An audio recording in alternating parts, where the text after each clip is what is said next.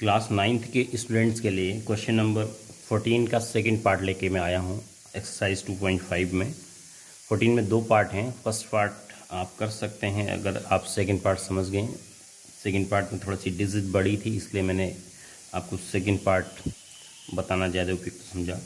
जैसा कि आपको पता करना है कि 28 का क्यूब प्लस -15 का क्यूब प्लस -13 का क्यूब, इन तीनों को जोड़ेंगे तो क्या आएगा। इससे ठीक पहले प्रश्न में आपने पढ़ा था कि यदि a धन b धन c 0 होता है तो a cube plus b cube plus c cube बराबर 3abc हो जाता है। तो यहाँ पर ऐसी कंडीशन है, देखो a 28 है, b ऋण 15 है और c ऋण 13 है। आपको 28 की घात 3 धन ऋण 15 की घात 3 धन ऋण 13 की घात 3 का योग करना है। तो तीनों संख्याओं को जोड़ के शून्य आ रहा है। आप लिखेंगे a plus b plus c बराबर 0। तो हमने क्या सीखा है, a cube plus b cube plus c cube बराबर 3abc होता है। ये आपने सीखा है।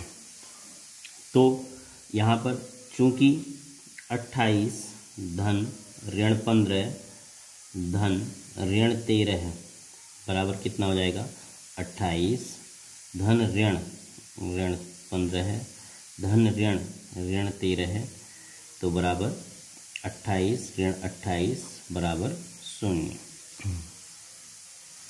तो इसीलिए 28 का क्यूब प्लस ऋण 15 का क्यूब प्लस ऋण 13 का क्यूब, इन तीनों को मैंने जोड़ दिया तो बराबर आएगा 3 गुणा 28 गुणा ऋण 15 गुणा ऋण 13।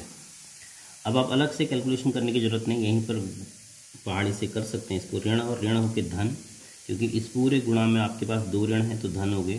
तो 3 से 28 को गुणा कर लो, 20 तियाँ 60, 8 तियाँ 24, 84 हो गया और गुणा 15 गुणा 13। अब आप समझिए कि मैंने चिन्ह क्यों हटाए, क्योंकि दोनों ऋण गुणा होके धन हो गए। अब आप 15 से गुणा कर लो, 15 चक्को 60, 15 अट्ठे 120 और 6 26। फिर उसके बाद 13 से गुणा कर लेना, शून्य का शून्य, 13 छक 78 हासिल 7 और 13 दूनी 26, 26 और 7 33 और 13 का 13 है और 3 16 है। ये आपका मान आया। तो इस प्रकार से हम इस सवाल को करेंगे। जब भी आपको तीन संख्याओं के घनों का योग निकालना है, यदि तीनों संख्याओं को जोड़ के शून्य आ रहा है तो उनके घनों का योग तीनों संख्याओं के गुणनफल का 3 गुना हो जाता है। ये आपने सीखना है। तो 14 का प्रथम भाग आप स्वयं करेंगे।